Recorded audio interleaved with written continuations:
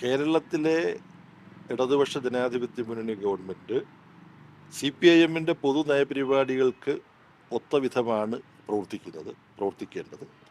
എന്നാൽ ഇന്നത്തെ സാഹചര്യത്തിൽ കേന്ദ്ര ഗവൺമെൻറ് സാമ്പത്തികമായും അധികാരം സംബന്ധിച്ചും സംസ്ഥാനങ്ങളുടെ അധികാരം കവർന്നെടുത്തുകൊണ്ടിരിക്കുകയാണ്, സമ്പത്ത് കവർന്നെടുത്തുകൊണ്ടിരിക്കുകയാണ്. അങ്ങനെ ഒരു ഗവൺമെൻറ് ഞെരിച്ചമർത്താൻ ശ്രമിക്കുമ്പോൾ അതിനോട് ബന്ധപ്പെട്ട കാര്യങ്ങൾ സംസ്ഥാന ഗവൺമെൻറ് കൈകാര്യം ചെയ്യേണ്ടി വരും. അത് സംസ്ഥാന പാർട്ടിയുടെ മാർഗനിർദ്ദേശത്തിനനുസരിച്ചും ഇടതുപക്ഷ ജനാധിപത്യ മുന്നണിയുടെ മാർഗനിർദ്ദേശത്തിനനുസരിച്ചുമാണ് കൈകാര്യം ചെയ്യേണ്ടത്. അങ്ങനെയാണ് ആ ഗവൺമെൻറ് പ്രവർത്തിച്ചുകൊണ്ടിരിക്കുന്നത്. അതിനിടയ്ക്ക് ഒരു പദ്ധതിയുമായി ബന്ധപ്പെട്ട് പ്രധാനപ്പെട്ട ഘടക പാർട്ടിയായ CPI തന്നെ ചില വിമർശനങ്ങൾ ഉന്നയിച്ചു. അത് സംബന്ധിച്ച് ഇവിടെ CPIയുടെ അഖിലേന്ത്യാ ജനറൽ സെക്രട്ടറി സഖാവ് രാജയും സഹപ്രവർത്തകരും ഇവിടെ വന്ന് കത്ത് തന്ന് സംസാരിച്ചു. അത് അവർ തന്നെ വെളിപ്പെടുത്തിയ കാര്യമാണ്, നിങ്ങൾക്കെല്ലാം അറിയാവുന്നതാണ്. അപ്പം ഇവിടെ CPIM-ൻ്റെ പ്രതിനിധിയായിട്ട് ഞാൻ പറഞ്ഞത്, കേരളത്തിൽ ചർച്ച ചെയ്ത് പരിഹരിക്കാവുന്നതാണ് ഈ പ്രശ്നങ്ങൾ. കേരളത്തിൽ ചർച്ച ചെയ്തത് പരിഹരിച്ചിരിക്കുന്നു. ആ പരിഹാരത്തിന് ഞങ്ങൾ അഖിലേന്ത്യാ CPI നേതൃത്വവും CPM-ൻ്റെ അഖിലേന്ത്യാ നേതൃത്വവും സഹായിച്ചിട്ടുണ്ട്. അങ്ങനെ പ്രശ്നം പരിഹരിക്കപ്പെട്ട് കഴിഞ്ഞിരിക്കുന്ന സാഹചര്യത്തിൽ അത് പരിഹരിക്കപ്പെട്ടു എന്ന യാഥാർത്ഥ്യം മാധ്യമങ്ങൾ ദയവ് ചെയ്ത് അംഗീകരിക്കണം. അതുകൊണ്ട് ത്രിതല പഞ്ചായത്ത് തിരഞ്ഞെടുപ്പിൽ വളരെ അഭിമാനകരമായ വിജയം നേടാൻ വേണ്ടി ഇടതുപക്ഷ ജനാധിപത്യ മുന്നണി ഒറ്റക്കെട്ടായി പ്രവർത്തിച്ചുകൊണ്ടിരിക്കുകയാണ്.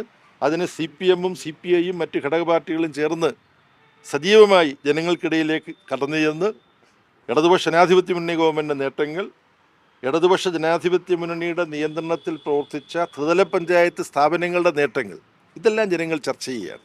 അതിൽ നിന്നും ശ്രദ്ധ വ്യതിചലിപ്പിക്കാൻ വേണ്ടി പരിഹരിക്കപ്പെട്ട് കഴിഞ്ഞ PM-ശ്രീ പ്രശ്നം വീണ്ടും ചർച്ചയിലേക്ക് കൊണ്ടുവരുന്നത് PB-യിൽ ഇത് റിപ്പോർട്ട് ചെയ്യുമല്ലോ. കഴിഞ്ഞ PB-ക്ക് ശേഷം ഈ PB നടക്കുന്നതിനിടയ്ക്ക് നടന്ന ഒരു സംഭവവികാസമാണല്ലോ ഇത്. ആ കാര്യങ്ങൾ റിപ്പോർട്ട് ചെയ്തു, പ്രശ്നങ്ങൾ രമ്യമായി പരിഹരിക്കപ്പെട്ടു എന്നതാണ്. അതല്ലാതെ വിമർശനപരമായ യാതൊരു ചർച്ചയും PB-യിൽ നടന്നിട്ടില്ല. ഇല്ല, ബീഹാറിൽ തെരഞ്ഞെടുപ്പ് ഫലം വരുന്ന ദിവസമാണ് PB യോഗം ചേർന്നത്. എല്ലാവരും ആത്മപരിശോധന നടത്തേണ്ട ഒരു തെരഞ്ഞെടുപ്പ് ഫലമാണ്. ഓരോ പാർട്ടിയും പരിശോധിക്കണം. മഹാഗഠബന്ധൻ അതിൻ്റെ പ്രവർത്തനങ്ങളെല്ലാം കാര്യക്ഷമമായിട്ട് തന്നെയാണോ മുന്നോട്ട് കൊണ്ടുപോയത് എന്നുള്ള കാര്യം പരിശോധിക്കണം. മറ്റെന്തെങ്കിലും കൃത്രിമങ്ങളോ മാനിപ്പുലേഷൻസോ നടന്നിട്ടുണ്ടോ എന്നുള്ള കാര്യവും പരിശോധിക്കണം. ഒന്നാമത് പരിശോധിക്കേണ്ടത് മഹാഗഠബന്ധൻ്റെ പ്രവർത്തനങ്ങളെല്ലാം ഈ സന്ദർഭം ആവശ്യപ്പെട്ട ഗൗരവത്തിലും ഉത്തരവാദിത്വ ബോധത്തിലും യാഥാർത്ഥ്യ ബോധത്തോടും കൂടി ഏറ്റെടുത്ത് നിർവഹിക്കാൻ പറ്റുമോ എന്നുള്ള ആത്മപരിശോധനയാണ് ആദ്യം പാർട്ടികളുടെ ഓരോന്നും നടത്തേണ്ടത്, മഹാഗഠബന്ധൻ.